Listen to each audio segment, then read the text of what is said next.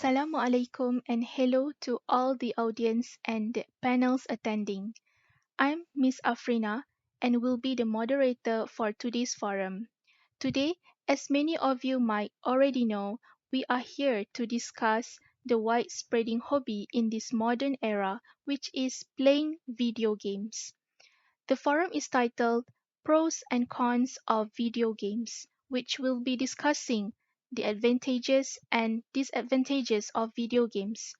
Before we go further into our discussion, let's welcome our lovely panels to introduce themselves. How about we start with panel 1? Hi everyone. First of all, thank you to Ms. Afrina for being today's forum moderator. My name is BINTI IBRAHIM and you may call me Miss Sarah. I am a full-time worker and I am a manager at SYARAH Sdn Bhd. It is such a pleasure to be in this forum with the other panels and hope we will have a nice discussion regarding today's issue. Hello everyone, my name is NURUL binti AMRAN. I am a full-time student studying at UiTM Bandaraya Melaka for Bachelor Business Administration, Human Resource Management. You may call me Miss AKMAR.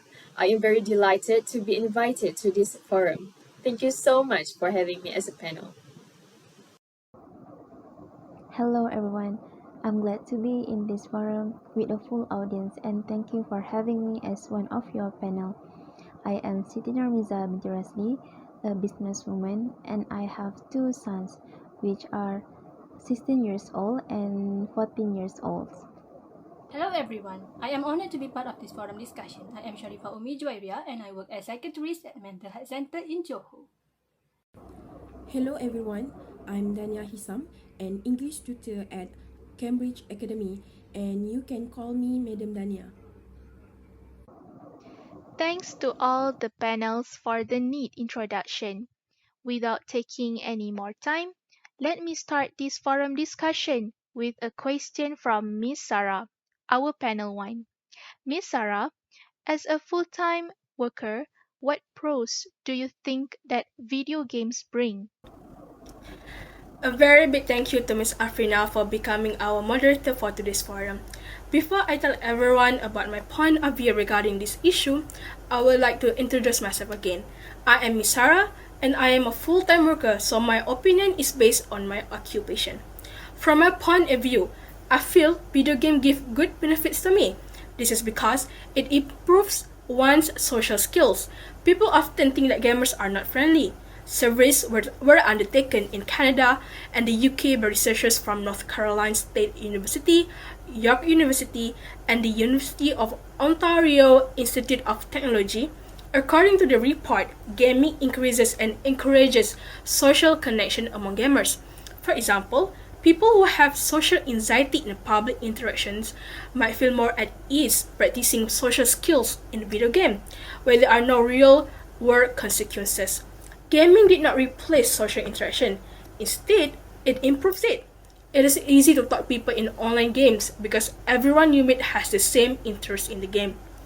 Video games have given people a fun and interesting way to connect with each other, and they can also be used to teach important social skills. Video games can help people learn how to work together because players need to work together to win the game. As a worker who always needs to socialize and work in a team with others in real life, this helps me to sharpen my social skills and help me to deal with my social anxiety so I can communicate effectively. Miss Sarah, that is a good point, but unfortunately, I disagree with your claim. So, our panel 5, Madam Dania, would like to make a counter-argument. May you explain your stand further, Madam? Yes, Miss Afrina, I would like to. Firstly, gamers will become socially isolated. Why do I say so? This is because people who are involved with games mostly do not socialize with people and even do not take care of themselves. They will be more focused on their smart screens and may even be able to play with them all day without noticing what is going on around them. I do understand that you said it is easy to talk to people while being online, but actually it makes them a coward because they can only start a conversation while being online and not in real life. That's a wonderful argument. This really opened up my mind and perspective toward video games. Now, let us move to panel 2. Miss Akma would like to add more pros on playing video games? Thank you for the opportunity, Miss Afrina. As a full-time student, I do find video games are very beneficial for us. Not to be surprised, but video games can actually help to improve and boost kids' intelligence. On this matter, there are researchers that found children between the age of 8 and 12 who play video games do better in many tests than other kids, which are associated with intelligence and cognitive development. The research uses a number of traits, including the capacity to learn efficiently, think rationally, grasp complicated ideas, and adapt to new conditions, to define intelligence in infants. The study generally showed that children who play video games might learn to respond swiftly to new situations and comprehend complicated concepts and approach challenges in more original ways. This reason behind this, the reason behind this is probably because most of video games are created with missing puzzles and require players to think before making any decision to complete the game. This can help to enhance kids' intelligence and cognitive skills. I do agree with you, Miss Akma, because this is a kinda interesting way for kids to learn. We can see it by monitoring them while they play, especially parents. We could see how they were able to solve the problems while playing the games. It could boost their brain to be more independent by themselves to finish the games until the end. It is not just that, but there are a lot of games that are useful for kids to play, such as games about alphabets, numbers, and so on. And slowly, they will learn how to face problems in their life, and one of the ways is by playing games. That was a neat agreement between both of you. Miss Umi, as a professional psychiatrist, would you like to add any point regarding the pros or the cons of video games in terms of psychology? Thank you for the question. From the perspective of psychology, I would like to highlight that playing video games can improve one's spatial visualization. Spatial visualization is the ability to think in three dimensions and more specifically, to mentally manipulate two and three dimensional objects. An action video game particularly requires gamers to move through the three-dimensional environment or manipulate three-dimensional objects. A 2013 study from the American Psychological Association showed that gamers, specifically shooter video gamers, are better at judging distance between objects or mentally rotating objects to imagine how they might fit into a space, which prove shooter video games improve how they think about objects in three dimensions. Good spatial visualization is essential in many STEM careers, such as engineers, graphic designers, architects, and surgeons. Even if you are not employed in one of these careers, you probably use spatial visualization every day. For example, parallel park in a tight spot, assemble flat pack furniture using a map, and sew something from a pattern. I do agree with your statement, Miss Umi. I personally, as a student, can say that video games stimulate our brain better in some way. Despite the fact that there are many different kinds of video games, the majority of the more well-known ones generally entail moving characters and objects in a virtual world in order to complete specific tasks, typically rapidly and while dodging hazards or other distractions. Pressing the game's button in response to quick visual signals enhance hand-eye coordination while activating brain regions responsible for navigating a space and discriminating between information and unimportant information. This can help us to multitask and train us to multifunction in a certain way, which are very essential in work life.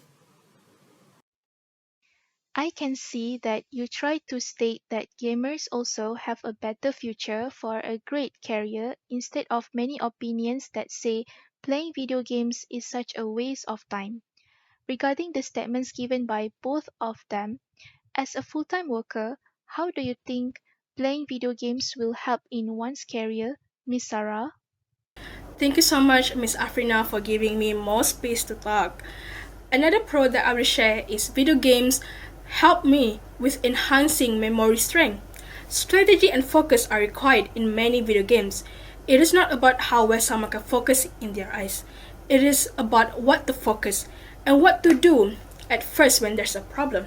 For example, if you ever play Minecraft or Fortnite, you know how important it is to remember where you obtain key materials or where you need to travel next.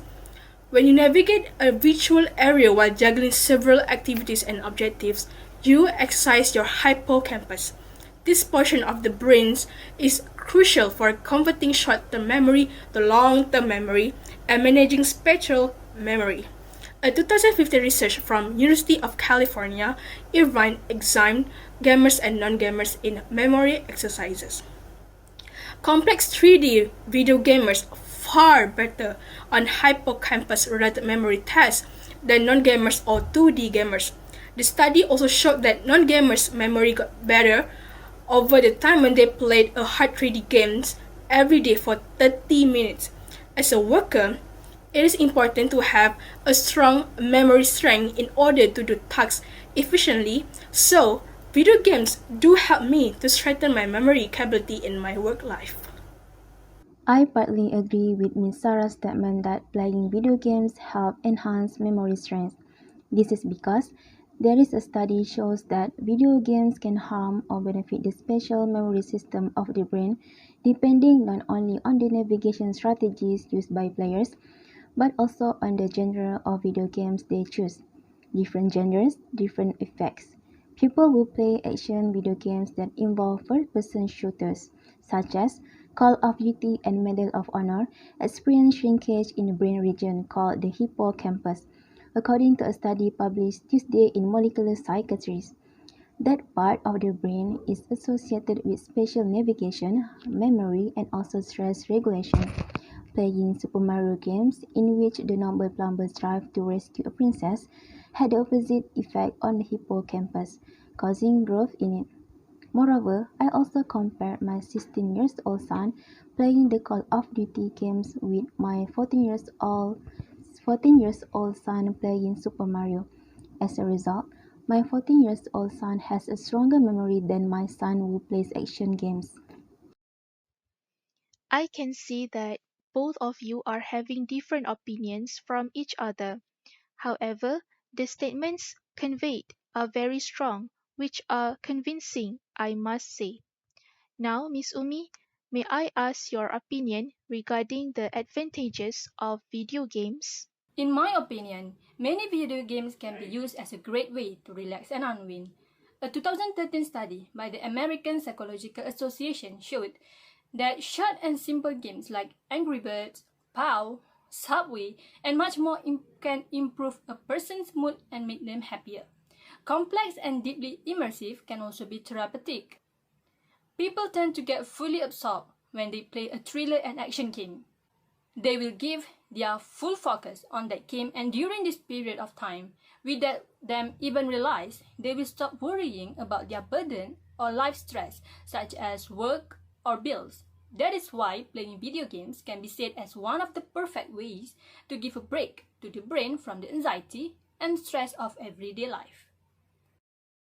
In my perspective, video games can be a very good tool for maintaining good mental health. Video games are actually therapeutic for some people. In recent years, experts from all the world have collaborated with game developers to produce games that are therapeutic as well as entertaining, helping to cure disorders like ADHD, PTSD, depression, and other disorders, which are commonly found in students and working people. For example, a non-commercial game that was created by the GAM lab at Redbound University in Nijmegen, the Netherlands, called Scroll Quest, where players must fight monsters with their comrades to help young people to learn how to deal with social anxiety and rejection via cooperative games. On the other hand, surprising Michelle Calder-Caras, who is a public health researcher, military veterans play first-person shooters like Call of Duty in order to cope with PTSD. She discovered that playing shooters generally facilitated the military veterans' transition from the military to civilian life. This showed that video games helped people to deal with their disorders, which some of them suffered from. I'm sorry, but I have to disagree with you, Miss Umi and Miss Akma. Firstly, playing video games does not make you feel better. At first, maybe you will feel that way, but after a period of time, you will feel that as a burden to you. It makes the player more distressed because they aim to win the games that they play. Additionally, if they lose the game, they have a tendency to become upset and irritated with their surrounding as well as people in them. That's exactly what I was thinking, Madam Dania. The strong desire to beat a certain score or completing a specific mission, gamers force themselves to win in order to achieve self-satisfaction. If they are unable to do so, they become obsessed and it will lead to video game addiction. Did you know that addiction to video games is one of the mental health problems? Definitely, I strongly disagree with Ms. Akma that playing video games is a good tool to maintain mental health. In order to strengthen my counter argument, I will provide a study from the World Health Organization that in 2018 classified gaming addiction as a mental disorder. Gaming addiction is a compulsive mental health disorder that can cause severe damage to one's life. It's common for a video game addict to spend over 10 hours a day gaming, usually when well into the night, and many suffer from sleep deprivation. It can only be classified as a disorder if this pattern occurs over a 12-month period.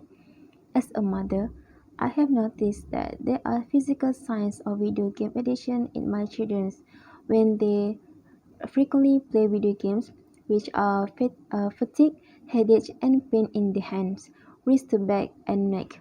Moreover, there are emotional signs of game addiction, including an anger or frustration when not able to play, inability to focus on academic because one's mind is on the video games, and loss of interest in previous hobbies.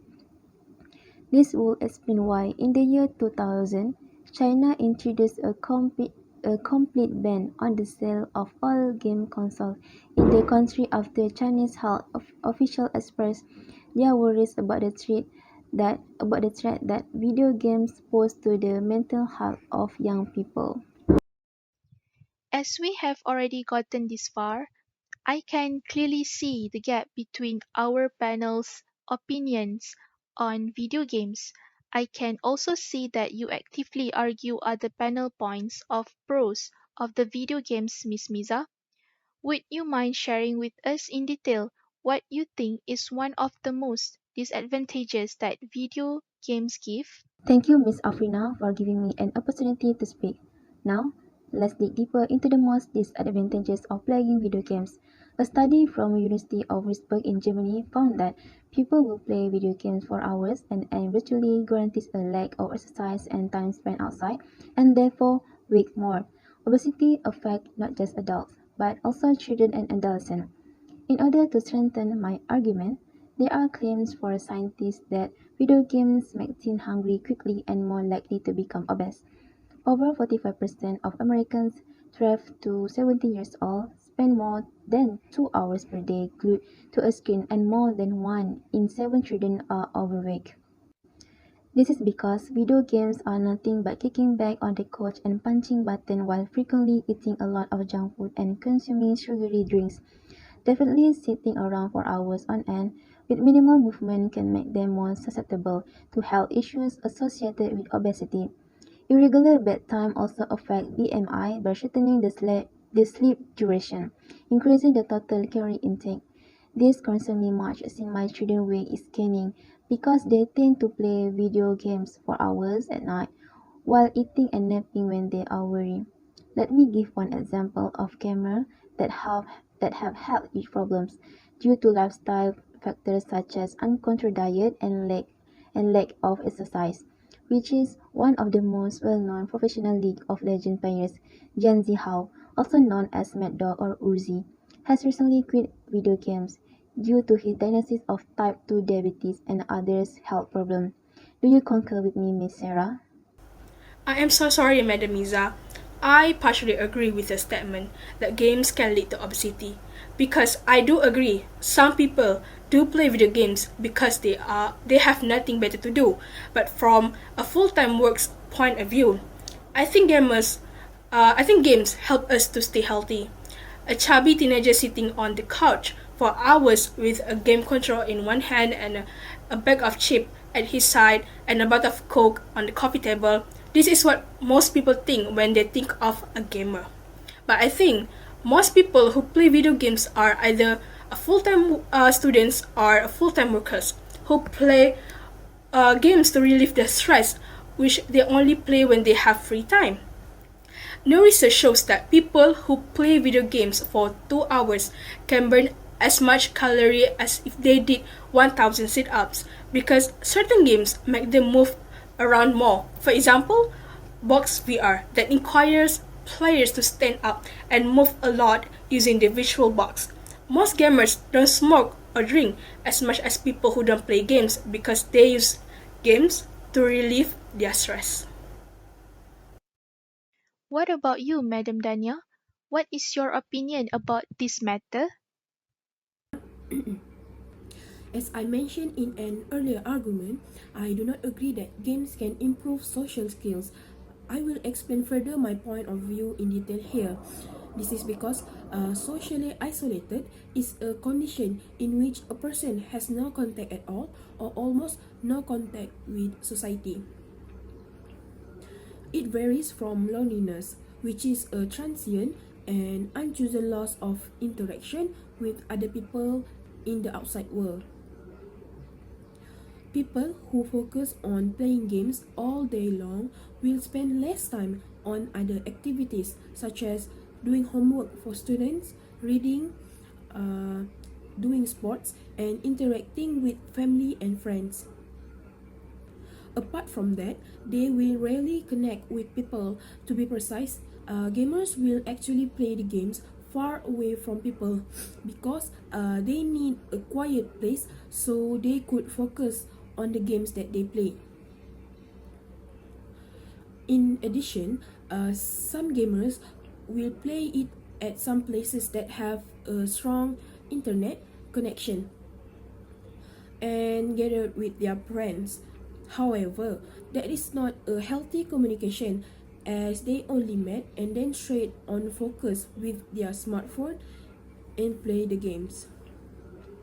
Furthermore, even though they played in the multi-mode player while playing the games, that is not a good way as because they are also being alone physically by themselves.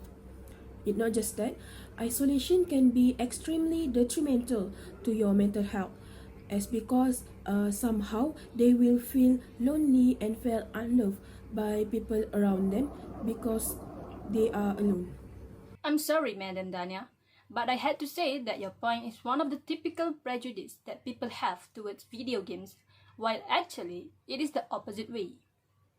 This is because, as a psychiatrist, I can confidently say that playing video games is one of the best methods for introvert people to make a new contact.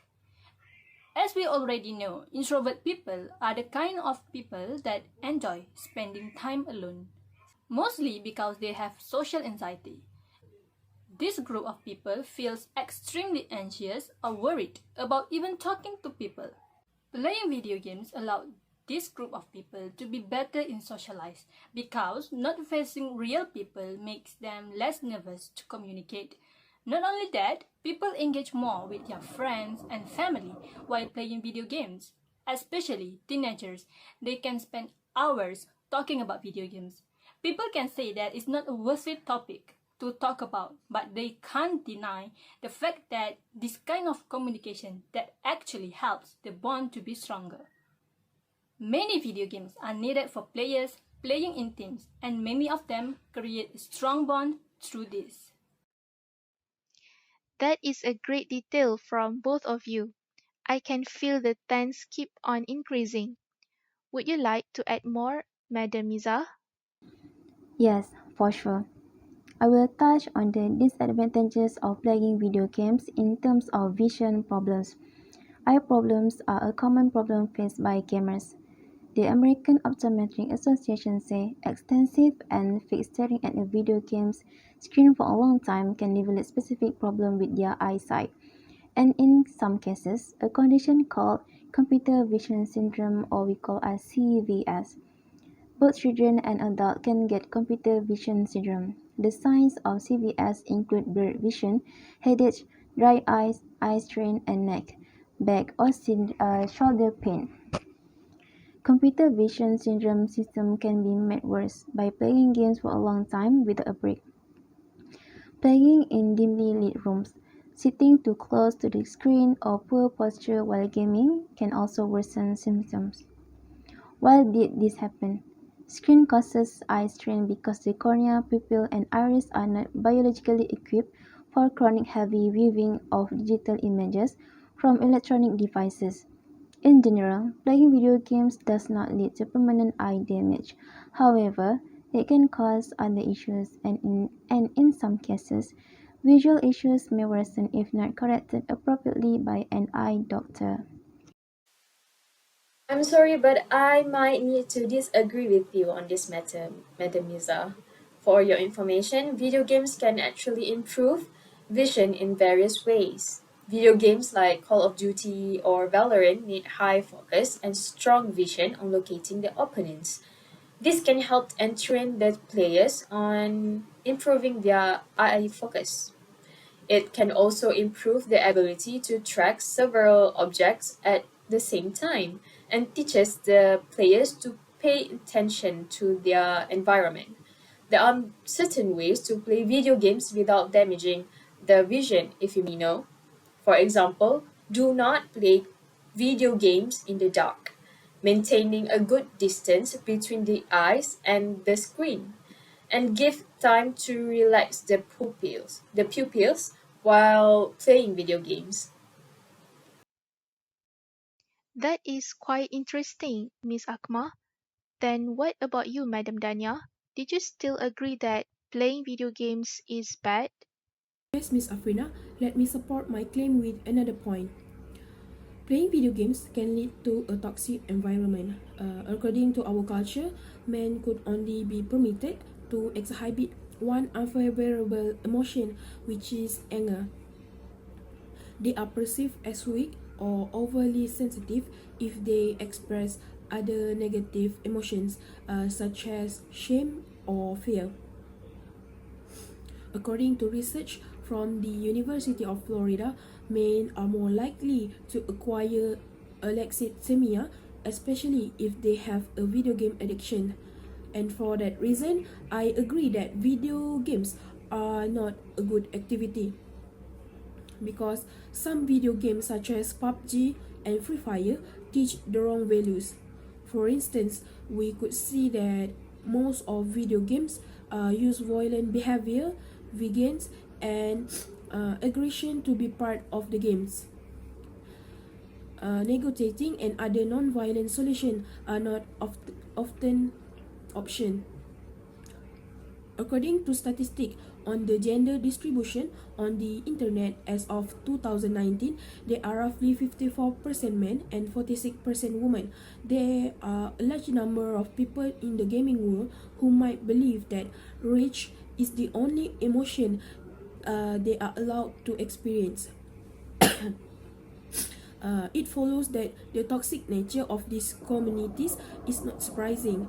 One possible explanation is that some games are more competitive than others, and competition does not always bring out the best in us. I am so sorry, Madam Dania, but I have to disagree with your point of view when you said that video games can lead to violent behavior. I do understand that you as a teacher are really concerned about children's behavior. In my opinion, playing playing a violent video game did not make the boys more violent towards other people, but parents did say that when their kids played violent video games, they were more likely to break things. Violence usually means physical harm or actions that hurt someone physically, such as hitting, kicking, punching, or pushing. Aggression is a wide word that can be used to describe angry or hostile thoughts, feelings, or actions. So everything aggressive is violent, but not everything violent is aggressive. For instance, getting angry, yelling, talking back, and arguing are all aggressive, but not violent things to do. But I do believe that violent acts such as mass shooting and murder are more likely to be caused by things like mental illness. That's a wonderful opinion from both of you, Madam Dania and Miss Sarah. I can see that both of you have different opinions about this issue, especially when it comes from a teacher and an office worker. I do believe that everything that happens in this world has its own pros and cons, and I think everyone does agree with this. I can see that everyone is getting tired, and that's indicated that we already come to the end of our forum for today. Before I wrap up this forum, I would like to give a conclusion about today's forum. This argument concludes that video games may benefit people in numerous ways, but video games also are really not beneficial in many ways. Thank you to our panel, Miss Sarah, Miss Akma, Madam Miza, Madam Dania, and Miss Umi for sharing such beneficial information into this forum. Also, a very big thank you for inviting me as a moderator today. Once again, thank you for watching this forum and hope we will see each other in another given chance. Have a good day.